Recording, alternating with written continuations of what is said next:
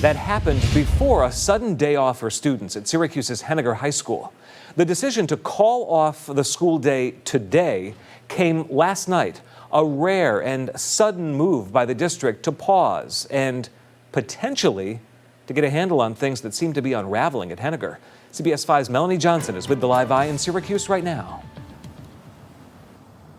That's right, Michael. We've been following this story since the beginning. I'm live at Henninger High School, where one person was arrested following the multiple fights that happened here at Henninger High School. I confirmed a lot today, more than the school initially told us.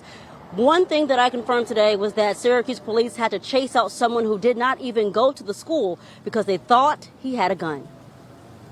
Just after 10 a.m. Wednesday, chaos erupted at Henninger High School, and parents say the school district failed to let them know what was going on. A 17-year-old who did not attend the school was arrested for disorderly conduct.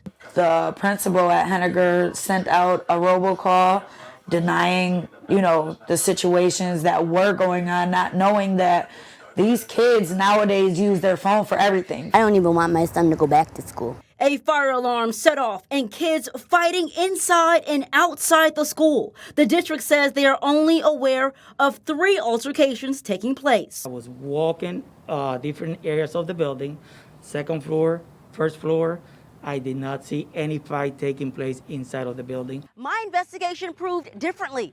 1, 2, 3, 4, 5 fights happening on school grounds, all in the same day. I've watched videos every day since school started with these kids fighting, setting trash cans on fire, guns, knives, tasers. The security is what I'm worried about. I want the parents to know and the students to know that that is unacceptable and that we are not going to tolerate that behavior in our schools. They need to get cops in there so they can protect our children. Syracuse police say after receiving a report of someone with a gun, 3 resource officers chased the suspect out of the school, and he later got away. We were never made aware that the school was on lockdown. Today, Henninger High School was the only school in the entire district closed for professional development, just 1 week after starting classes. Henninger High School is going through renovation.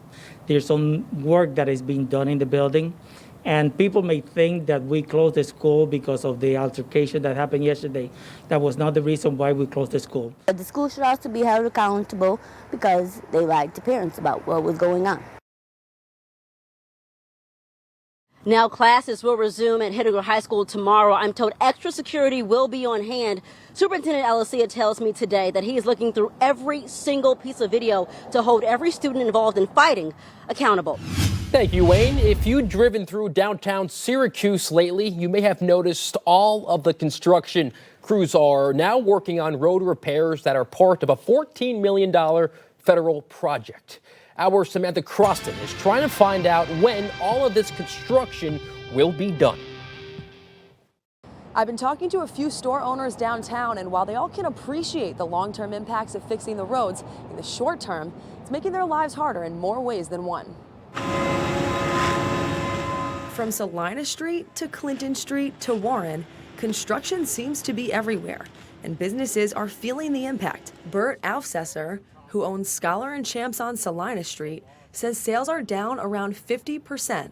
It's actually been worse than COVID. I did more business during COVID than I did during road construction. There are many parts of the roads blocked by construction, which started last year, making it difficult for customers to walk and drive in those areas. The few people who do come and go, I thought you guys were closed, or I didn't know you were open, or I couldn't get to you, or I couldn't find a place to park. So it's been tough. The reason why it may feel to some that construction is taking a long time is because the city is taking a dig once approach. The city's chief operating officer, Corey Dunham, says they want to fix everything at once, including work on water pipes, sewers, Wi-Fi, electric, and of course, paving. We're almost there. I completely understand that this has posed challenges for folks living, working downtown. I'm one of those people too. Driving around downtown has been a challenge, but we're almost there. And this is really, a short-term inconvenience for a long-term benefit. Those long-term benefits include improved roads and water pipes, 2 areas that Dunham says neighbors want updated. And while Aufsesser appreciates the city's efforts, he wants to see the construction end as soon as possible. Hopefully, you know, we have light at the end of the tunnel here, and it's almost over at this point. Dunham says that the hope is for all work to be completed by the end of the year, but there is a chance that it could continue into 2022. We continue to follow the proposed $25 million sports complex that Onondaga County Executive Ryan McMahon hopes to use federal stimulus money to pay for. McMahon announcing the deal on Tuesday, flanked by supporters in the county legislature, as well as the chairman. The complex, if approved, would be off Hopkins Road in the town of Salina, with soccer and lacrosse fields throughout the park. McMahon expects it could attract 500,000 people there once it's done for tournaments. But that could take 4 years to see any real return on the investment. We've already heard from some Democratic legislators who say this is not a smart way to spend COVID relief money. And it's all up to the county legislature to vote for or against this in the next few months. Mary Keeler is live downtown in Syracuse with more tonight. Mary? Well, Megan, just hours ago, the Onondaga County Committees on Facilities and Economic Development had a joint meeting to talk about the possible impacts of this sports complex. And as we're already starting to hear from the business community, for people who have businesses around where this proposed site is in the town of Salina, they say this could be an opportunity for a big source of revenue.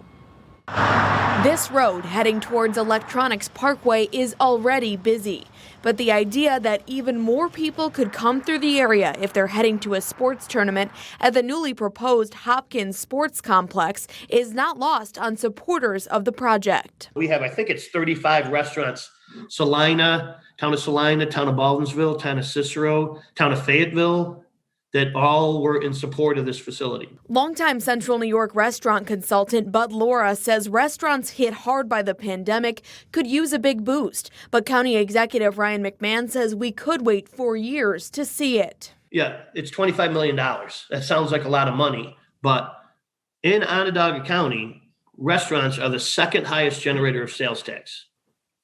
They're the #1 employer in the county if you combined all restaurants together. Laura, part of a meeting Wednesday with the county's Committees on Facilities and Economic Development. Onondaga County Legislature Chairman Dave Knapp says he and fellow lawmakers have questions about this big investment. We heard from some Democratic county legislators last night that are opposed to spending stimulus money, county money, on essentially, a sports facility. Right. It could go somewhere else, kids' programs and other things that they were suggesting. Yep. What do you say to that? Well, and that's another part of the discussion we want to have, too. And that's why, this is going to take a while. We're not going to rush this process. This is a big project. The committees heard from an outside consultant during the meeting who projected what the economic impact could be if the legislature votes to approve this $25 million investment, something Bud Laura says he hopes will happen. The gas stations, the haircutting places, the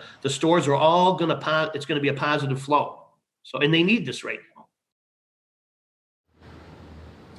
And the natural next question here, what happens next? When can we expect a vote on this from the Onondaga County Legislature? Chairman Dave Knapp telling me today that it could happen probably at the earliest in November, Megan.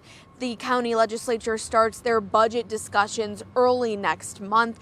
And we should point out that Onondaga County Executive Ryan McMahon will also be presenting his budget for the next fiscal year, but that will include his proposal for $2 million of the county budget to go to relocating the fields that are at the Hopkins Park site right now where this sports complex is proposed. That's all up for discussion too.